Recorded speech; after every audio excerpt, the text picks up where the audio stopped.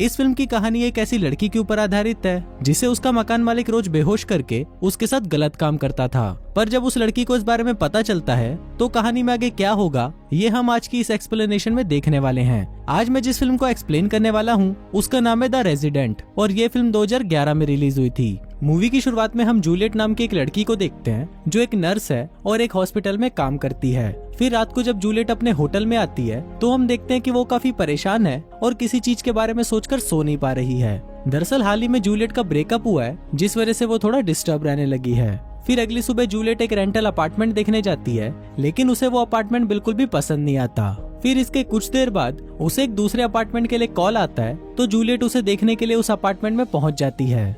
वहाँ पर वो उस अपार्टमेंट के मालिक से मिलती है जिसका नाम मैक्स होता है। मैक्स उसे वो अपार्टमेंट दिखाता है और जूलियट को वो बहुत पसंद भी आता है। पर वो अपार्टमेंट बहुत बड़ा था तो जूलियट को लगता है कि शायद उसका रेंट भी ज्यादा होगा, लेकिन मैक्स उसे इसका रेंट बहुत कम बताता है।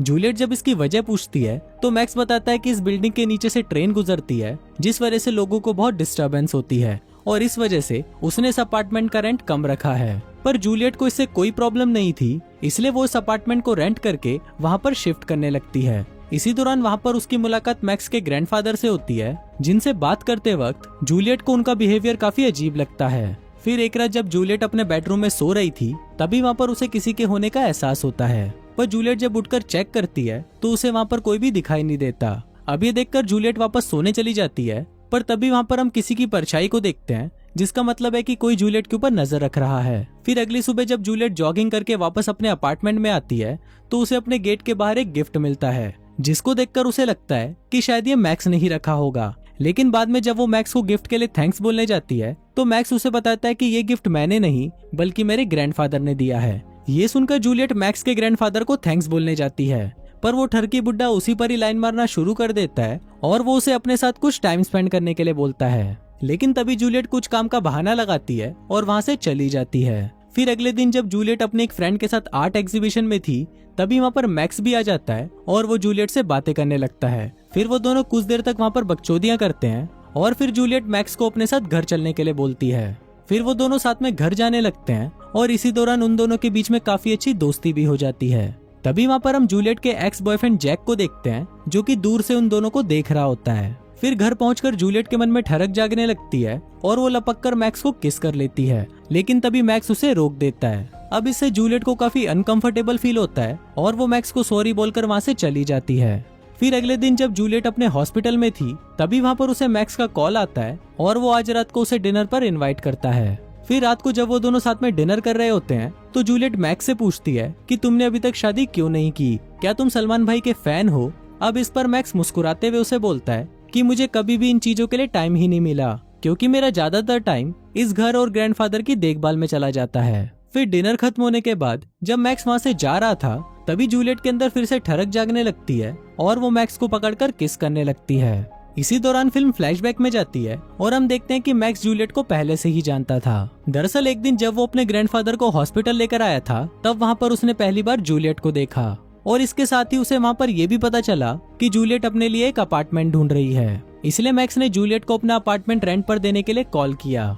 यहाँ पर हमें ये भी पता चलता है कि उस रात हमने जिसकी परछाई जूलियट के कमरे में देखी थी वो मैक्स ही था। दरअसल मैक्स ने अपने घर को कुछ इस तरह बना रखा था कि वो जब चाहे तो वो छुपकर जूलियट के कमरे में आ सकता था और जब से जूलियट यहाँ पर रहने आई है मैक्स हर रात को छुपकर जूलियट के कमरे में आता है और उसे पूरी रात सोता हुआ देखता है, जिससे हमें पता चलता है कि मैक्स जूलियट के पीछे पूरी तरह पागल है। वहीं फिल्म वापस प्रेजेंट में आती है और हम देखते हैं कि मैक्स और जूलियट घपाघप करने की तैयारी कर रहे हैं।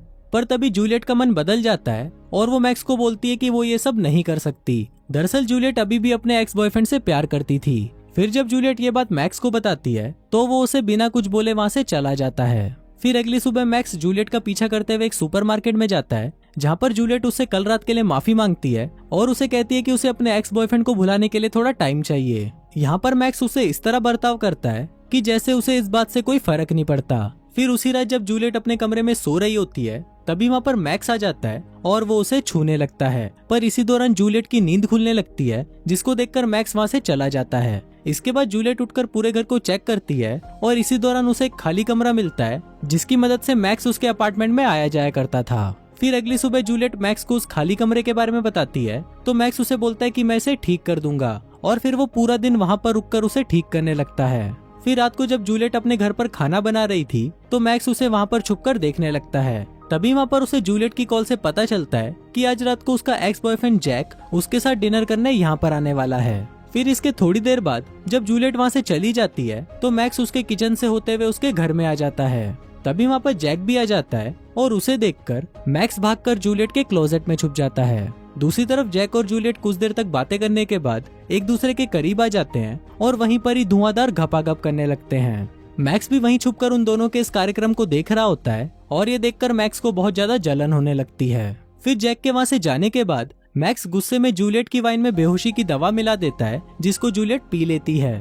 फिर रात को जब जूलियट सो रही होती है तभी मैक्स वहाँ पर आता है और उसे हर जगह पर छूने लगता है, पर अब क्योंकि जूलियट बेहोश थी तो उसे कुछ भी पता नहीं चलता। फिर अगली सुबह जूलियट काफी लेट उठती है जिस वजह से वो हॉस्पिटल जाने के लिए भी बहुत लेट हो जाती है। फिर कुछ देर बाद जब हॉस्पिटल में जूलियट अपने एक दोस्त से बात कर रही थी तभी हमें पता चलता है कि जूलियट पिछले कई दिनों से रोज काम पर लेट आ रही है। अब जूलियट को भी ऐसा लगने लगता है कि शायद उसके अपार्टमेंट में कुछ तो अजीब हो रहा है, इसलिए वो अगले दिन पूरे अपार्टमेंट में कैमरे लगवा लेती है, पर वो इस बारे में मैक्स को कुछ नहीं बताती। दूसरी तरफ हम मैक्स को देखते हैं जो अपने ग्रैंडफादर को ड्रग्स का ओवरडोज देकर मार डालता है क्योंकि वो अक्सर उससे काफी उल्टा सीधा बोला करते थे। फिर उसी रात मैक्स जैक और जूलियट को साथ में डिनर करते हुए देखता है जिसको देखकर वो और भी ज्यादा गुस्सा हो जाता है। इसके बाद जब जैक वहाँ से वापस अपने घर जा रहा था तब मैक्स उसे धक्का देकर सीढ़ियों से नीचे गिरा देता है।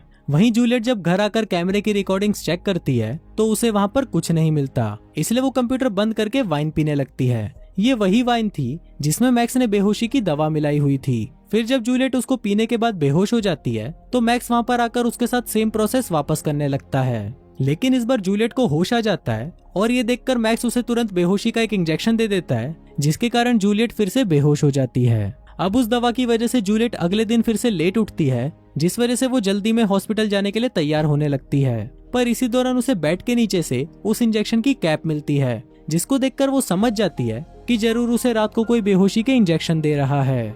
इसके बाद हॉस्पिटल जाकर जूलियट अपना खून और यूरिन टेस्ट कराती है ताकि वो पता लगा सके कि कोई उसे ड्रग्स तो नहीं दे रहा। इसके बाद जूलियट को जैक का मैसेज आता है जिसमें उसने लिखा था कि वो आज रात को उसके घर पर डिनर के लिए आ रहा है।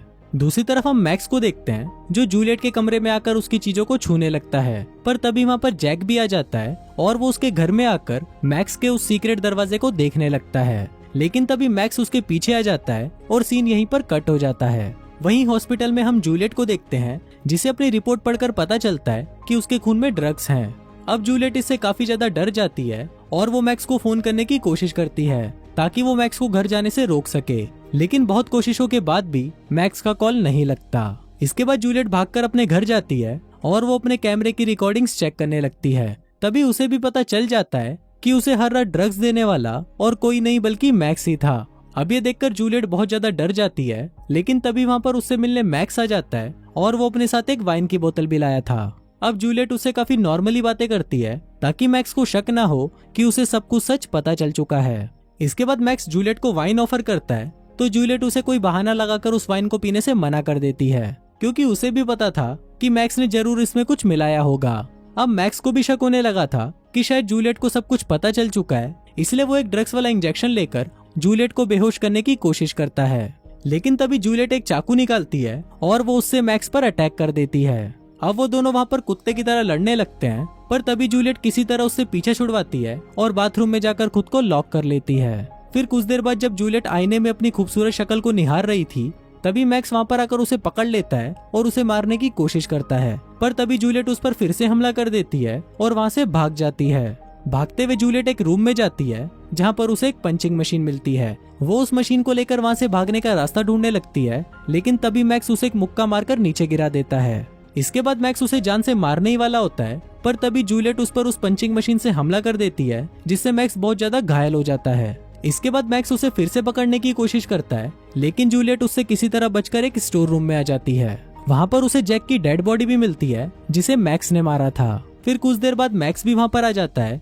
और जूलियट उस पर पीछे से हमला करने की कोशिश करती है, पर तभी मैक्स उसे पकड़ लेता है और उसे जान से मारने की कोशिश करता है। पर तभी जूलियट उस पंचिंग मशीन से मैक्स पर बार बार वार करती है और उसे मार डालती है। और इसी के साथ ही ये फिल्म यहीं खत्म हो जाती है।